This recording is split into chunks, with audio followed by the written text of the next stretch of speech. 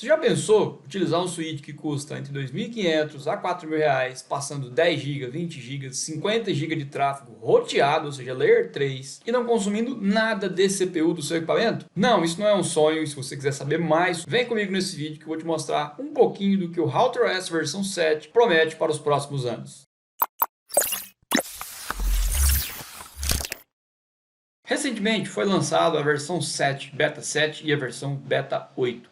Especificamente na versão 7 Beta 7 foram lançadas várias novidades e dentre elas temos aqui a capacidade da CRS 317, por enquanto esse recurso foi liberado só para esse equipamento, fazer encaminhamento Layer 3 utilizando o Hardware Offloading. O que é esse Hardware Offloading? É a capacidade de fazer Layer 3 agora utilizando o switch chip do seu equipamento, ou seja, o tráfego não vai mais passar pelo CPU. Eu separei uma imagem aqui para ficar fácil de você entender como que isso funciona. Então temos aqui uma CRS 317, é um switch, e até então esse equipamento ele tem uma CPU com 2 núcleos de processamento, e temos também o switch chip. Então como que funciona isso aqui? Se por acaso eu estivesse utilizando esse switch simplesmente para fazer comutação de frames, ou seja, utilizando somente Layer 2, realmente, os frames chegavam aqui, passavam direto pelo switch chip e utilizam 0 de CPU. Então, nesse caso, eu já conseguiria passar aqui 10, 20, 50 GB de tráfego, 100 GB de tráfego, usando 0 de CPU do meu equipamento, porque a parte Layer 2 já era feita em switch chip. Porém, entretanto, todavia, se por acaso eu tentar utilizar esse switch como um roteador, ou seja, para encaminhar pacotes em camada 3, o tráfego passava pelo CPU. Então, o tráfego chegava aqui, passava pelo switch chip, vai lá no CPU e depois desce novamente. E, obviamente, se eu atribuir essa tarefa de roteamento para um equipamento que foi construído para ser um switch, eu teria problemas com alto uso de CPU. Não conseguiria passar aqui pouco mais do que 1 GB antes de começar a ter problemas, beleza? Agora, com essa novidade, eu consigo fazer encaminhamento Layer 3 passando exclusivamente pelo switch chip.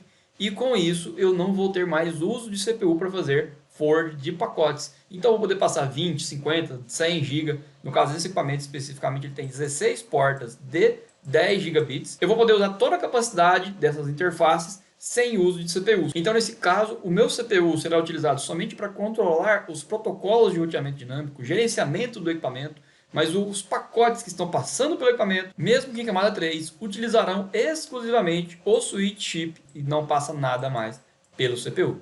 Lembrando que outros fabricantes já têm essa capacidade há muitos anos, isso não é nada novo no mercado, porém, normalmente tem um custo bem mais elevado. E agora sim, amigo, com essas novidades, poderemos ter um switch de baixo custo com alta capacidade de fazer Layer 3, ou seja, encaminhamento em camada 3. Lembrando que esse equipamento, com esse switch chip, já conseguia fazer o encaminhamento Layer 2 usando o Hardware Offloading, já conseguia fazer encaminhamento de pacotes MPLS com algumas restrições através do Hardware Offloading também, e realmente o que faltava era fazer o encaminhamento Layer 3 através desse switch chip. Antes de partirmos para um laboratório, vamos dar uma passadinha rápida aqui no diagrama de bloco desse equipamento.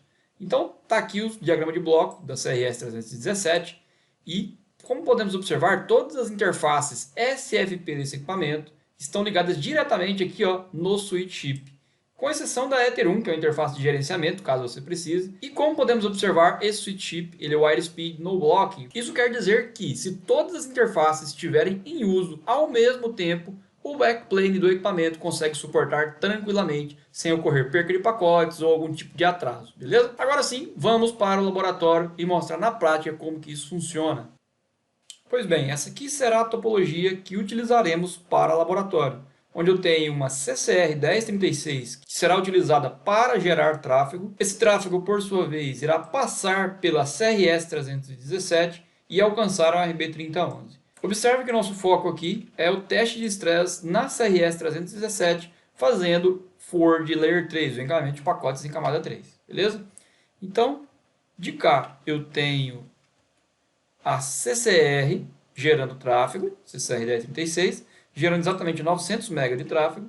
E aqui eu tenho a CRS, cujo tráfego chega por uma interface. Deixa eu ajustar melhor aqui. O tráfego está chegando pela SFP1, está saindo pela SFP9, como a gente pode observar. Beleza? Nesse momento, ela está utilizando aí mais ou menos 60% de CPU, sendo distribuídos os dois CPUs do equipamento. Isso utilizando a versão 6.45.6. Então, grava esse número, ficamos aí com a média entre 60% e 70% de uso de CPU e vamos atualizar para a versão 7. System Packages, Check for Updates, vamos selecionar a versão de desenvolvimento, está lá, 7.0 Beta 8. Não achou por aqui? Vou fazer o download no site e jogar aqui dentro direto.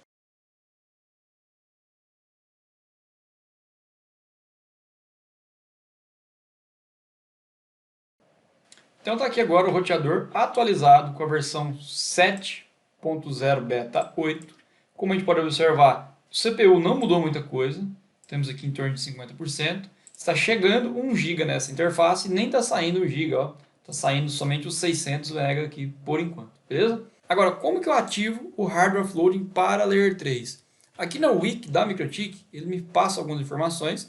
Aqui ele tem o comando que deve ser utilizado para ativar o hardware offloading para esse caso. Aqui ele te fala, nessa tabela, o que está funcionando e o que não está funcionando para o hardware offload Layer 3. Então, por exemplo, nosso teste está sendo feito em cima de encaminhamento pacote Unicast IPv4.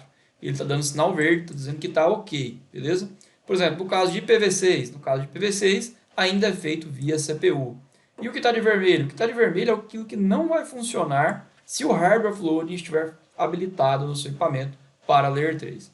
Então vamos lá, vamos ativar o hardware offloading com esse comando, vou copiar e colar aqui. Observe que nesse momento a gente está ali com em torno de 50% de CPU e Enter.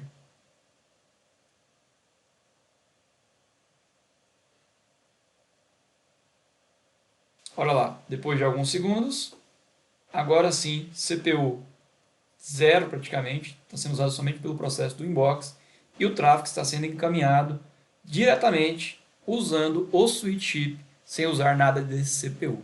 Observe que isso aqui agora você pode utilizar o seu equipamento, um switch Layer 3 de baixíssimo custo, fazendo forward de alta capacidade de tráfego. Observe que as interfaces desse switch são de 10 gigabits. Como eu não tenho outro equipamento que gera 10 gigabits aqui, eu acabei gerando só 1 GB de tráfego para fins de teste.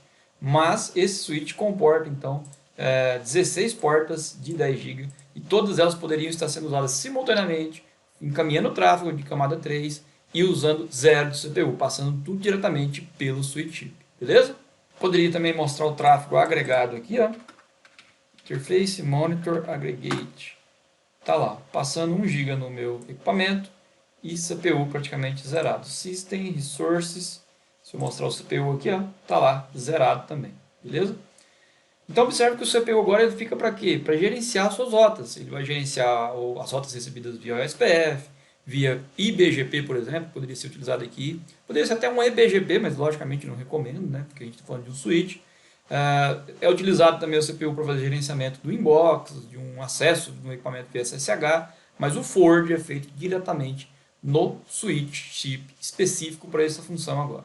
Lembrando que aqui também na wiki ele menciona que ele vai conseguir fazer esse esferamento a nível de hardware se você tiver até entre 150 e 250 mil rotas no equipamento, que eu já considero uma quantidade razoável, então você pode utilizar aí tranquilamente ele para cenários onde você tenha 5 mil rotas, 10 mil rotas em ambiente interno dentro da sua rede. Então é isso aí que eu queria te mostrar nesse vídeo. Como eu já mencionei, essa é uma versão beta, não deve ser colocada em produção, mas dá para a gente ter uma ideia do que a MikroTik planeja agora para a versão 7.